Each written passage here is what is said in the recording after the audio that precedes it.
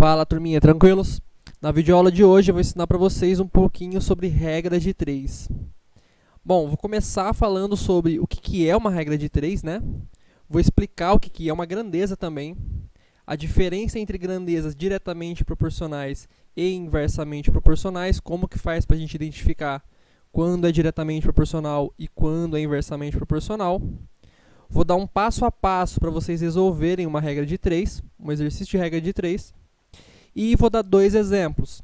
Um exemplo envolvendo grandezas diretamente proporcionais e um exemplo envolvendo grandezas inversamente proporcionais. Bom, o que é uma regra de 3, então? Uma regra de 3 é um processo matemático que ajuda a gente a resolver problemas que envolvem duas ou mais grandezas, sejam elas diretamente ou inversamente proporcionais. Bom, e o que seria uma grandeza, então? Uma grandeza é tudo aquilo que você consegue medir ou contar. Alguns exemplos. Comprimento, a gente consegue medir o comprimento de alguma coisa. A massa de um objeto, a massa de um alimento. A área de um terreno, a área da parede. Volume de um sólido. Velocidade, quantidade de pessoas de uma empresa, quantidade de peças de um lote. Isso tudo são exemplos de grandeza. Então, grandeza é tudo aquilo que você pode medir ou contar. Então, é bastante coisa, tá? Bom, e toda vez que a gente relaciona duas grandezas que são proporcionais, né, a gente pode ter a proporção de dois tipos. Ou elas são diretamente proporcionais, ou elas são inversamente proporcionais. Então, eu vou começar aqui, ó, com exemplos de grandezas diretamente proporcionais.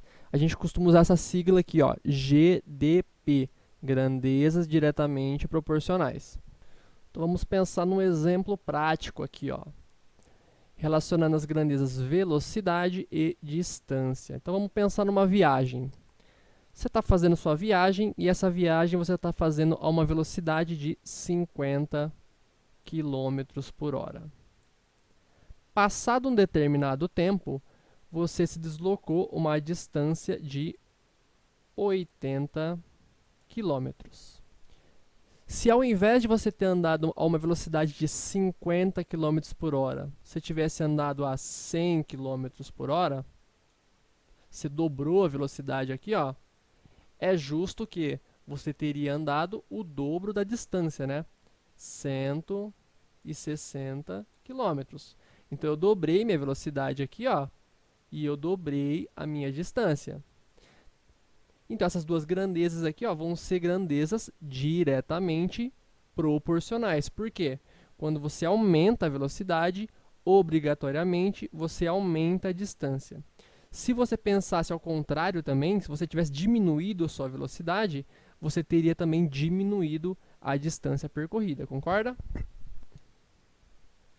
Então, vamos para exemplos de grandezas inversamente proporcionais, que a gente costuma colocar a sigla aqui, ó, GIP, GIP. Então, exemplo prático aqui, ó, quando a gente relaciona as grandezas velocidade e tempo. Vamos pensar numa situação aqui também, ó. Imagina que você está viajando de uma cidade para outra aí, e você está viajando a uma velocidade de 80 km por hora. O tempo que você demora nessa viagem é de 15 minutos. Aí vamos supor que você foi viajar um dia e seu carro estava meio ruim, você teve que viajar a uma velocidade bem mais baixa. Você viajou a 40 km por hora. Quanto tempo você vai demorar para fazer essa viagem? Ué, você viajava a 80, foi viajar esse dia a 40, quer dizer que você dividiu sua velocidade por 2, correto? E o tempo? O tempo ele vai aumentar ou vai diminuir? É lógico que vai aumentar, né? Porque você está mais devagar. E ele vai aumentar quanto? Ele vai aumentar o dobro. Ele vai aumentar o dobro. Então, era 15 minutos. Você vai acabar fazendo essa viagem em 30 minutos. Sempre que duas grandezas for inversamente proporcionais, quando você aumenta uma das grandezas, você diminui a outra, obrigatoriamente, na mesma proporção. Então, essas duas grandezas aqui, ó, quando você aumenta a velocidade, obrigatoriamente você demora menos tempo para chegar em algum lugar. E quando você diminui a sua velocidade, obrigatoriamente você demora mais tempo para chegar em algum lugar. Tranquilo? Bom, e quais são os passos para a gente resolver uma regra de 3, um problema de regra de 3? A gente vai seguir uma receitinha de bolo aqui, 6 passos para você resolver qualquer regra de 3 simples. Primeiro passo, você vai ler o problema, né? Ler o enunciado, se não entender, você vai ler outra vez até entender o enunciado e pegar todas as informações. E com essas informações, você vai construir uma tabela organizada, né? Com as grandezas e os valores mencionados no enunciado. Então, primeiro passo, constrói uma tabela organizadinha com os valores que você coletou no enunciado.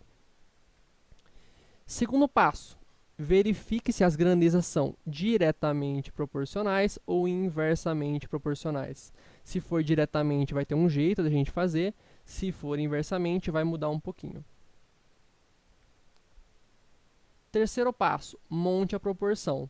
Na diretamente você vai montar de um jeito, na inversamente você vai montar de outro jeito, que a gente vai ver nos exercícios. E quarto passo, resolva a proporção, que vai ser uma equaçãozinha bem tranquilinha que a gente vai fazer, tá?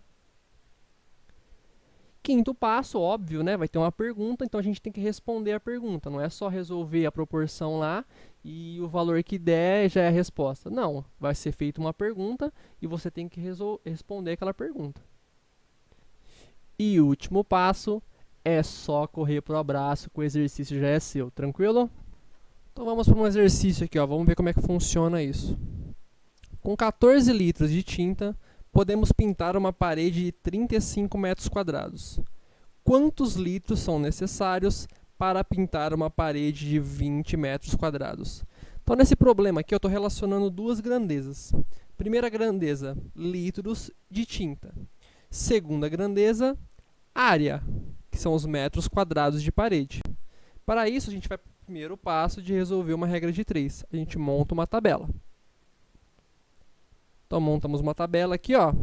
Aqui a quantidade de tinta que foi dada em litros e aqui a área da parede em metros quadrados.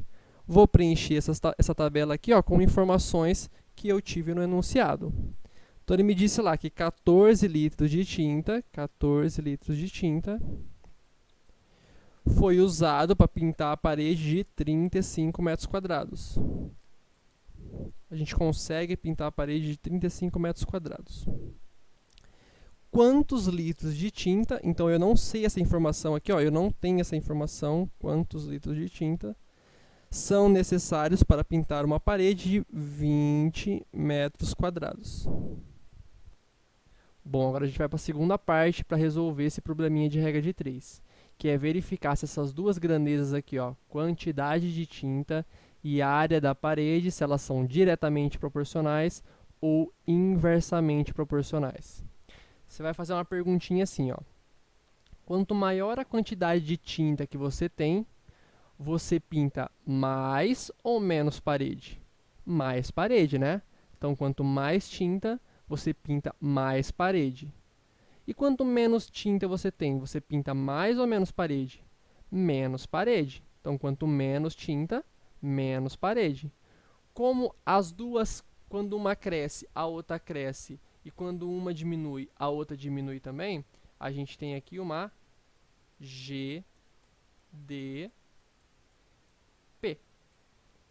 Ficou bonito, hein?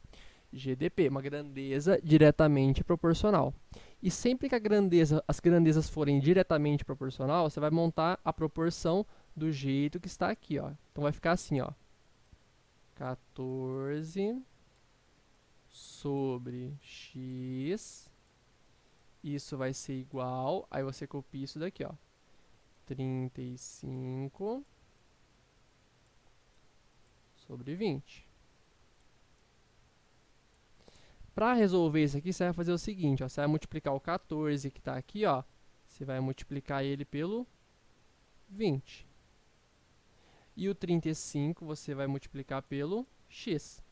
Você multiplica cruzado porque aqui é uma proporção. Então vai ficar assim, ó, 35 vezes x é 35 x.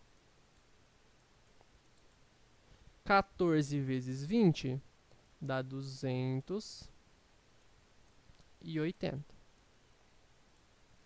Para concluir isso daqui, ó, esse 35 que está multiplicando x, você vai passar ele para o lado de lá, junto com 280, dividindo. Então, vai ser 280 dividido por 35.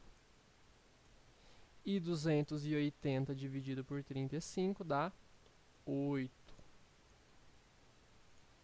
Então, aqui, para pintar 20 metros quadrados de parede, você vai usar 8 litros de tinta.